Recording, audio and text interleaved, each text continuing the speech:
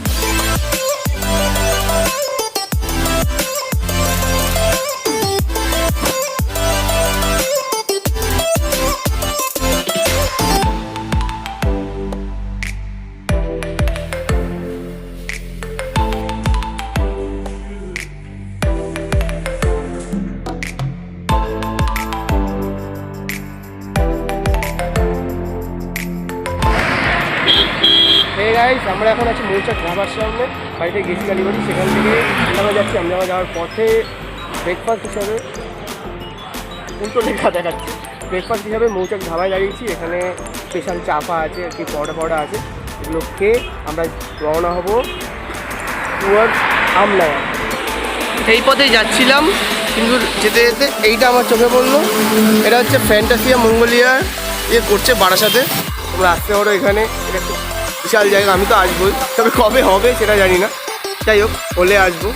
মানে অ্যাপার্টমেন্ট করে বড়ো সড়ো জিনিস করছে। এটা লোকেশানটা কথা বলতে বলতে হঠাৎ করে একটা বন্ধুর সাথে দেখা হয়ে গেল, ওই জন্য মাঝখানে ইন্টারাপ্ট হলো। যাই হোক, আজকাল বন্ধুদের সঙ্গে দেখা হওয়াটাও অনেক ভাগ্যের ব্যাপার, কেউ তো করোনার মধ্যে বেরোয় না।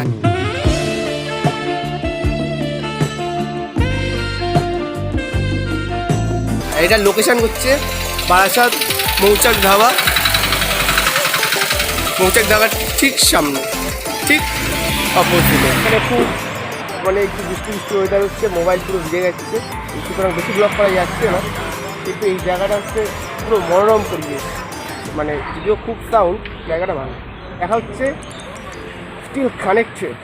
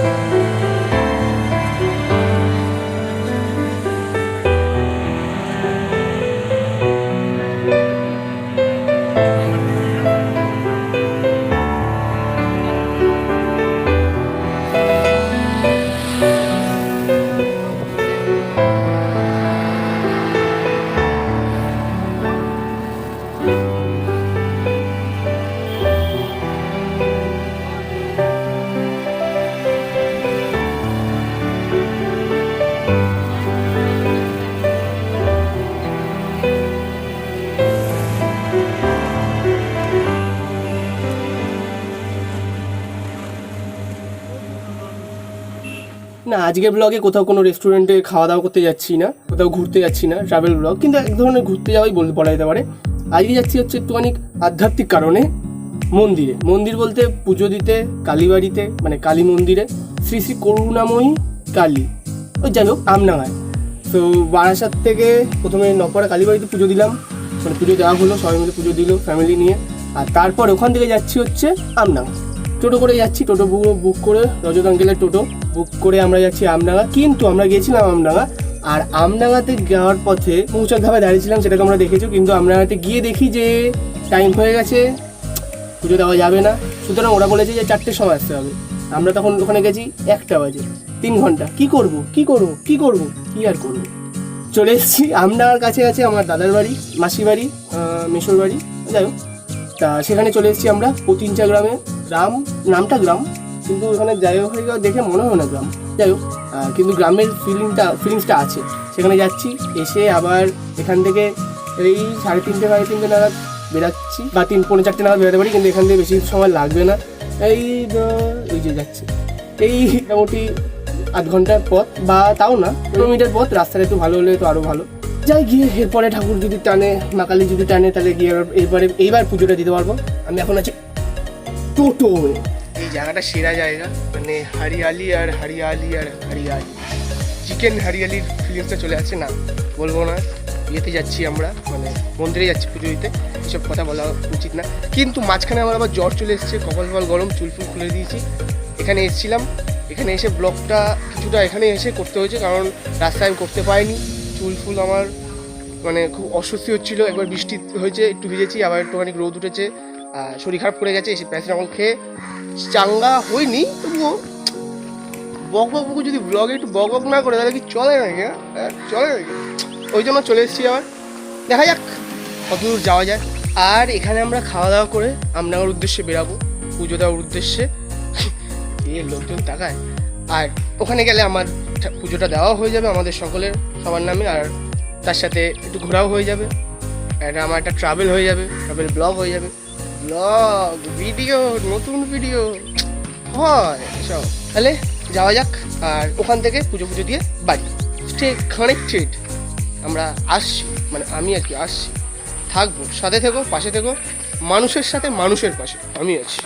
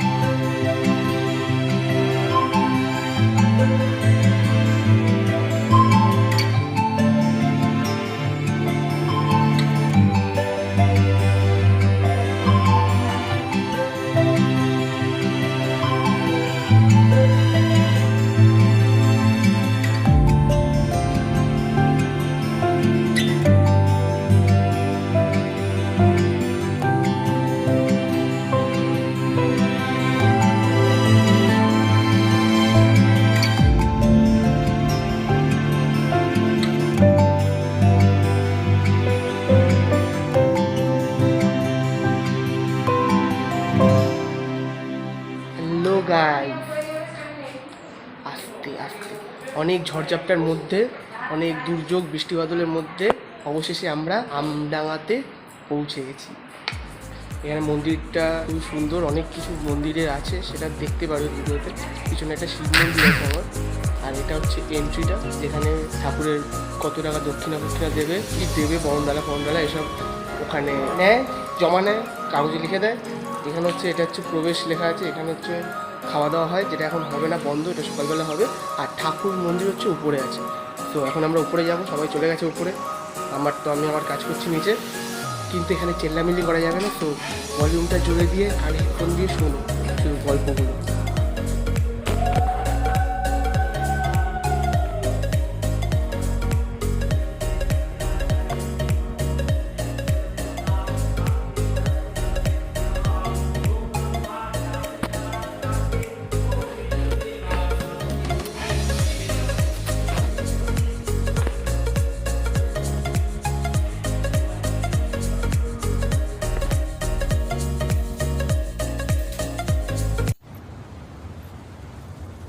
बात नहीं।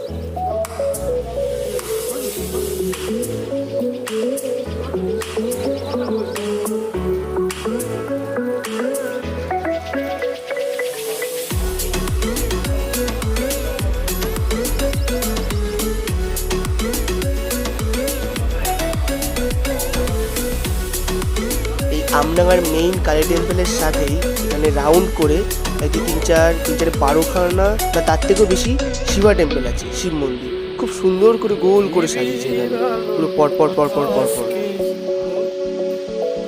তবে তোমরা যে মন্দির দেখছো না, এটা কিন্তু আজকের না, এর পিছনে একটা বড় হিস্ট্রি আছে। আজ থেকে প্রায় 450 বছর আগে মুঘল সাম্রাজ্যে এই মন্দিরটা তৈরি হয়েছে। মানে বুঝতে পারছো, 450 ইয়ার্স, মানে one of the oldest temple in north 24 period. এখানে কালী ঠাকুর হলেন মা করুণাময়ী। আর এটা তৈরি হওয়ার গল্পটা অনেকটা এরকম যে এটা তৈরি করেছে হচ্ছে শঙ্কর চক্রবর্তী। শঙ্কর চক্রবর্তী হচ্ছেন মহারাজা প্রতাপাদিত্যের একজন ব্রাহ্মণ কমান্ডার, আর তার সাথে চিফ ইনস্ট্রাক্টর। মহারাজা প্রতাপাদিত্য যখন আকবরকে হারানোর পর জাহাঙ্গীর যখন তাকে পরাজিত করেছিল, তখন তার সাথে এই শঙ্কর চক্রবর্তীকেও জেলে আটকে রেখেছিল। কিন্তু তারপর আকবরের ওয়াইফ মানে জাহাঙ্গীরের মা যোধা বাই, তিনি তার কথায় শঙ্কর চক্রবর্তীকে ছাড়ানো হয়েছে এবং সেখান থেকে ছাড়িয়ে বারাসাতে নিয়ে আসার পর স্থাপিত হলো আমডাঙ্গা করুণাময়ী কালী মন্দির।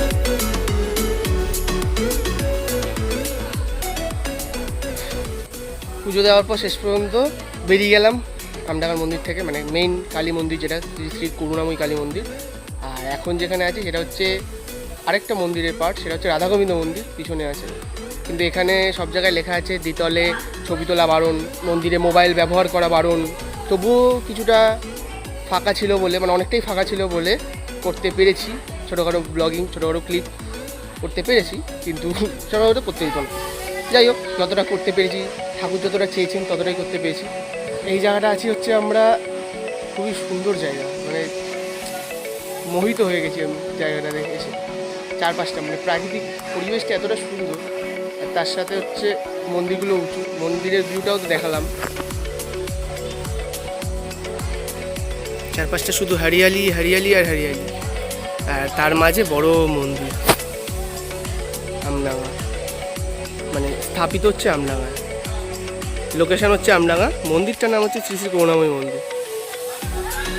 এখানে সব ছবি তোলা হচ্ছে। এই যে আসল মন্দিরটা, জলের কল, এই রাধা গোবিন্দ মন্দির এটা, আর এটা হচ্ছে শ্রী শ্রী করুণাময়ী মন্দির আমডাঙ্গা। এটা হচ্ছে আসল জায়গা।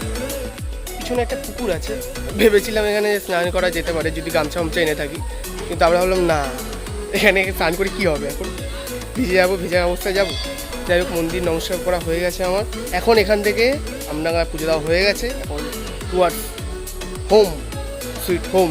কিন্তু হ্যাঁ, দাদা যেহেতু আমাদের সাথে এসেছিলো, ও যাবে হচ্ছে ওর বাড়ি, ও সোজা গিয়ে বাদিকে ঢুকে যাবে, সাইকেল নিয়ে এসেছে আমার, ও সোজা গিয়ে বাদিকে ঢুকে যাবে, আর আমরা সিধা চলে যাবো আমডাঙ্গা থেকে বাড়ি পর্যন্ত। এই কতক্ষণ লাগবে?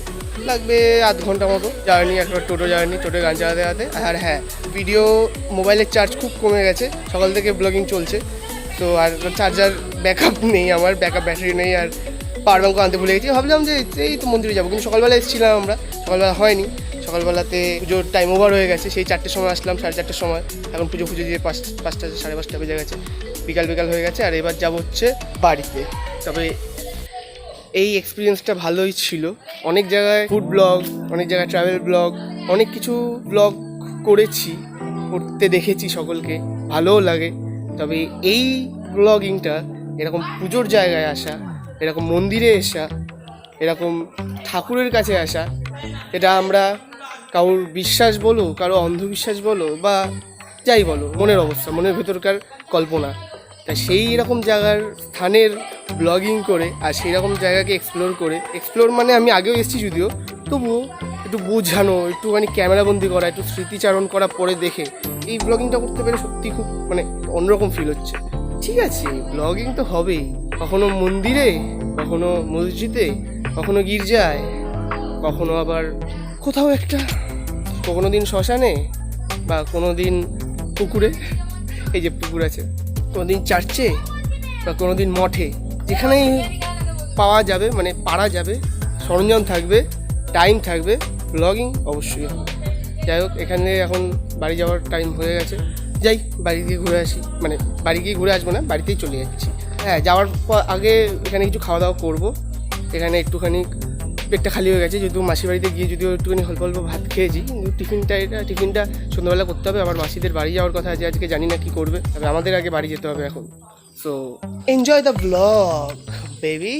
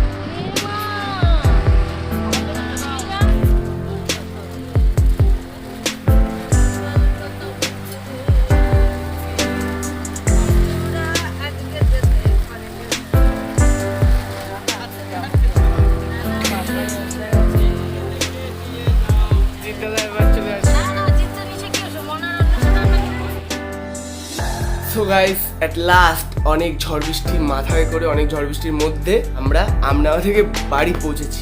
বৃষ্টি হচ্ছিল, কিন্তু একটুখানি বৃষ্টি যেহেতু কমেছে, সেজ মাসিরা ওপাশ দিয়ে চলে গেল, সেজ মাসিদের মা স্টেশনে তুলে দিতে গেছে। আর আমি ভাবলাম একটা জিনিস করা হয়নি। কি করা হয়নি? হ্যাঁ, ব্লগটা এন্ড করা হয়নি। সো ভিডিওটা ভালো লাগলে লাইক করে দিও, মানে ব্লগটা ভালো লাগলে, কেন এরকম ব্লগ, এরকম স্পেশাল ব্লগ, এরকম আধ্যাত্মিক ব্লগ এটা প্রথমবার করা। সো এটা ভালো লাগলে লিভ এ লাইক, কমেন্ট করে জানিও কোন পার্টটা বেশি ভালো লেগেছে তোমাদের। আর যারা নাস্তিক তারা কিছু না করলেও হবে, ভিডিওটা দেখলেই হবে। শুধু যারা আস্তিক তারা লাইক কমেন্ট করে দিও, কমেন্টে যা খুশি লিখতে পারো। কিছু যদি মাথায় না আসে, জয় মা কালী, হর হর মহাদেব, বম বলে, রম শঙ্কর, যা খুশি তোমরা ঠাকুরের নাম কমেন্ট করে জানিয়ে দিতে পারো। আমি বুঝবো তোমরা ভিডিওটা দেখেছো, ভালো লেগেছে ভিডিওটা। অফকোর্স ভালো লাগার মতো, কারণ টপিকটাই তো এরকম না, আর আমার ফার্স্ট এরকম টপিক। আর বন্ধু বান্ধবী এক্স নেক্সট ওয়াই জেড সব বন্ধুদের সাথে, আর এমনকি তোমাদের নাস্তিক আস্তিক সব বন্ধুদের সঙ্গে ভিডিওটা শেয়ার করে দিও। আর চ্যানেলে যদি নতুন হয়ে থাকে, আর এই মুখটা আর এই বডিটা যদি নতুন থেকে দেখো, তাহলে কি করছো? সাবস্ক্রাইব করে দাও। নিচে একটা লাল কালারের সাবস্ক্রাইব বাটন আছে, এরকম জায়গা আছে, তা সাবস্ক্রাইব করে দাও। আর পাশে একটা বেল আইকন আছে, এটাকে টুং করে বাজিও না, ওটাকে ঢং করে বাজিও। কারণ আমি দেখেছো মন্দিরে গিয়ে আমরা ঘন্টাটাকে ঢং করে বাজিয়েছিলাম, সেরকম ঢং করে বাজিয়ে নোটিফিকেশানটা অল করে দাও, তাহলে পরের সব ভিডিওর নোটিফিকেশান তুমি আগে পাবে। কারণ এরপর যা যা ভিডিও আসতে চলেছে, যেসব ব্লগ আসতে চলেছে, অনেক কিছু আসতে চলেছে। So keep ready and keep patience. So guys, আজকের মতো ভিডিওটা এখানে শেষ করছি। তবে শেষ করার আগে বকবক বুকুর তরফ থেকে বকবক ফ্যামিলির জন্য আমাদের মোটো, নো ঝামেলা, নো বুক ধকপক, অনলি ভালোবাসা অ্যান্ড বুকুর বকবক। সো গাইস, দিস ইজ বকবক বুকু signing off.